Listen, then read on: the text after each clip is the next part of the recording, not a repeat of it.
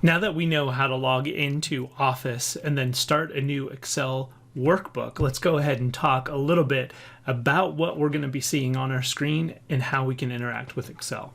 So the first thing I want to talk about is the difference between a workbook and a worksheet. So what you're seeing on your screen is an Excel workbook, and you'll notice at the top in the center there is a label here called Book, and I can click on that and I can change the name of this, and we're going to call this Data for right now.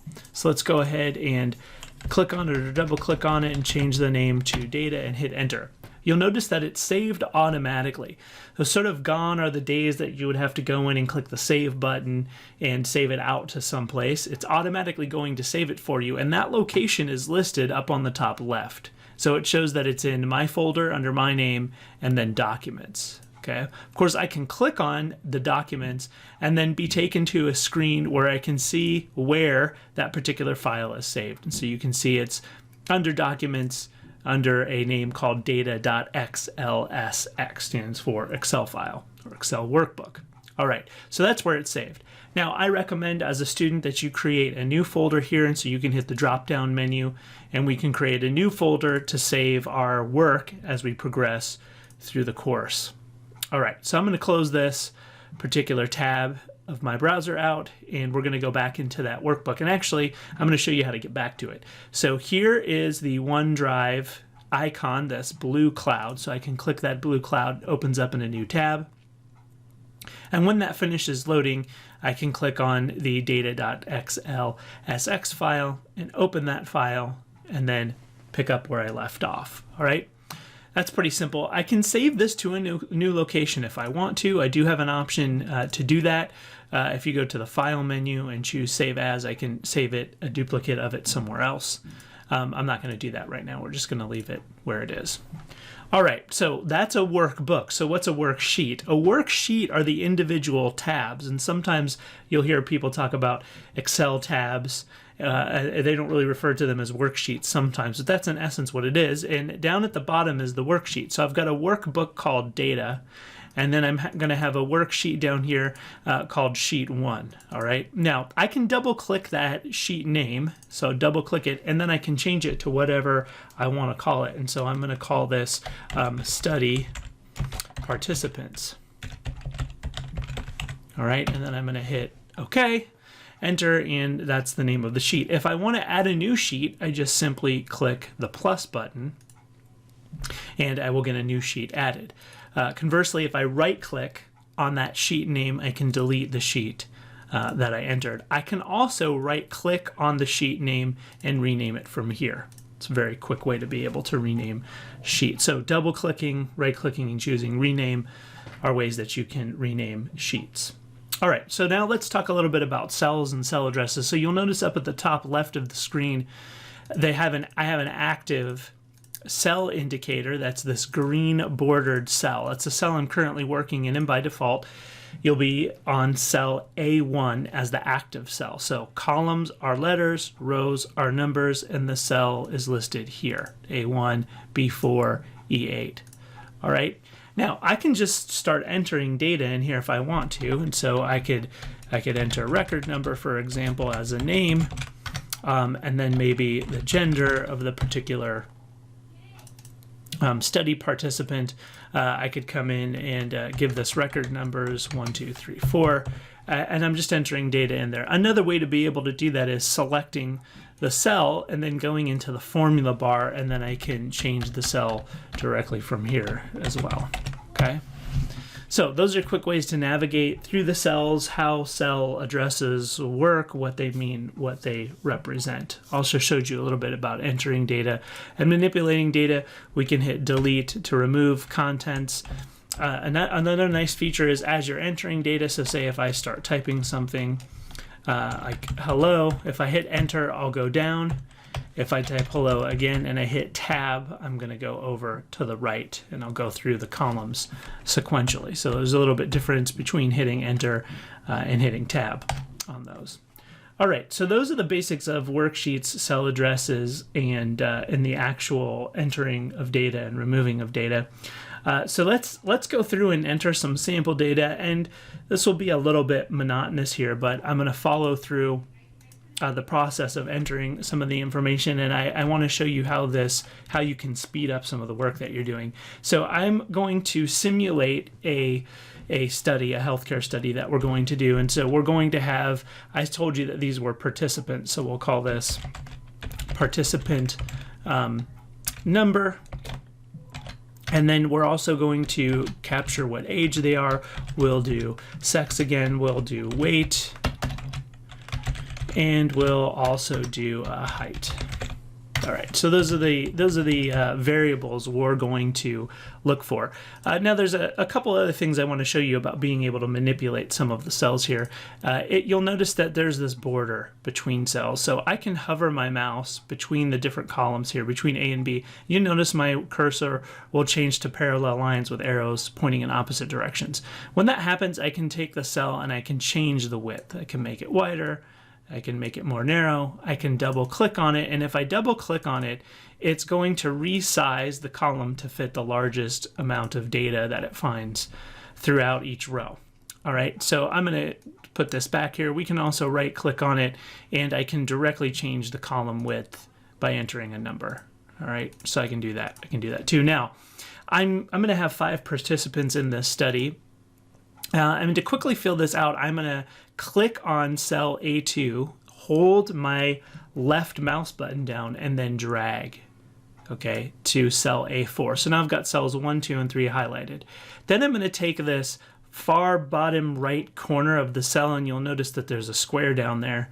My cursor turns into a crosshair. I'm going to take that particular corner, I'm going to click on it, a left click, and hold the mouse button down, and then I'm going to drag 2 more rows down and then let go of my mouse button. When I do that, it automatically fills in 4 and 5.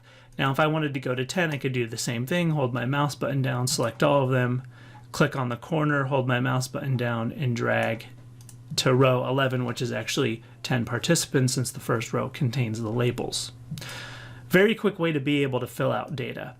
All right, I'm going to highlight these cells and hit the delete button and remove them. Now let's go ahead and fill in the age. I'm just going to fill in random numbers here just to show you a study example. And since this is random, I'm going to do female and then go down to cells and do male. And then what I'm going to do is select cell C2. And then I'm going to right click on it and choose copy, just to show you how copying and pasting works. And then I can right click and choose paste. Another way to be able to do this, now I chose cut. I'm going to right click and choose copy, not cut, and then paste. Another way to be able to do this is to hold Control C down. So I have a new cell here, the cell C4, hit Control C, and you'll notice when I do that, the cell changes, the border changes to a symmetrical or a consecutively moving dotted lines, all right? And that means that that particular cell has been copied. All right, then I can highlight the 2 cells below it with my mouse, click and drag, and then hit Control and V at the same time. Again, this is a copy and paste mechanism, so I can quickly copy those cells. Now, if I want to get rid of that sequential dotted line there as the cell that's being copied, just press the Escape key, and it will get rid of that cell as the actively copied cell. All right, we're going to go and do the same thing for weight. I'm just entering a bunch of random numbers here. We're going to assume this is pounds.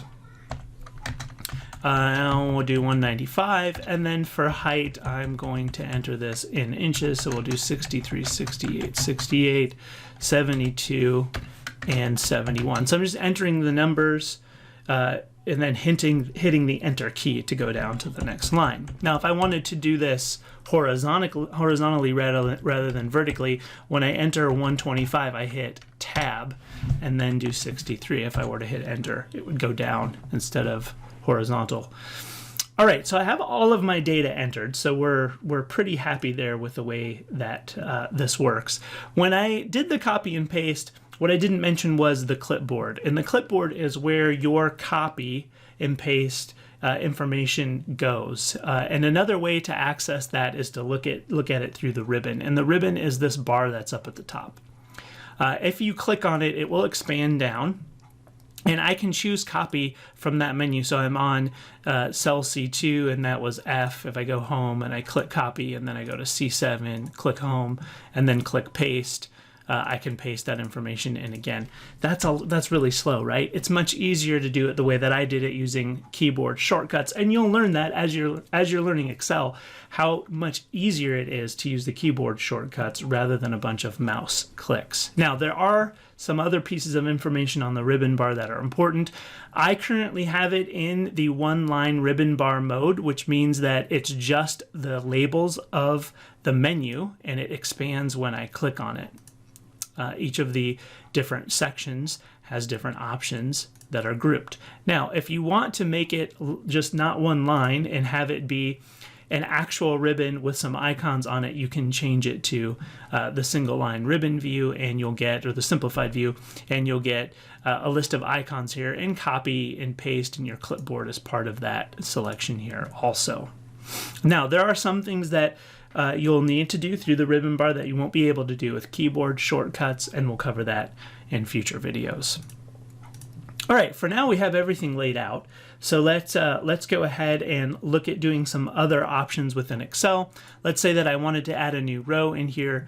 I can click on the number 4, and it will highlight the entire row.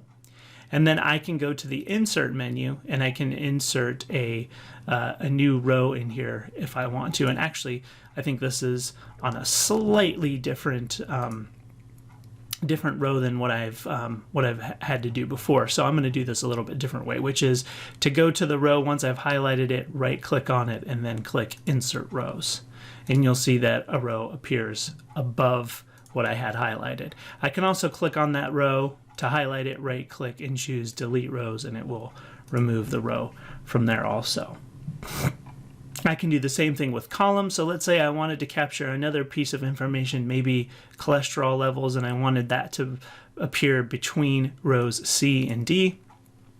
I can right click on, between column C and D, not row C and D, column C and D. I can right click on D and choose Insert Columns, and now I will have a column where I can enter the cholesterol levels.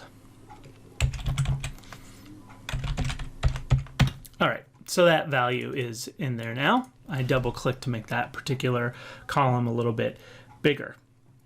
All right, I can also format some of the data. So as we go through using Excel for statistical information, you'll notice that the weight is a discrete whole number. If I want to change the format of that particular data, I can go back to the home menu, and we can change this information to be a number. And when we do that, you'll see that now it's a number with 2 digits. So somebody's weight could be 125.33 pounds or 140.87 pounds, and so on. So I can go through there and change the format of that data. That will become important as you're working through some of the statistical models and information that you'll build inside these files. All right, so that's pretty much everything that I wanted to cover. We already talked about how to save this file, and it is saved automatically after you make each change. So that won't be any different for you when you're working through it. All right, that's all I want to do in this intro and sort of basics to using Excel. For the next set of videos, we're going to look at formulas and functions. We're also going to talk about the data analysis tool pack, and at that point, you will most likely need to install Excel on your computer rather than using it through the web version. So we'll tackle that in the next video.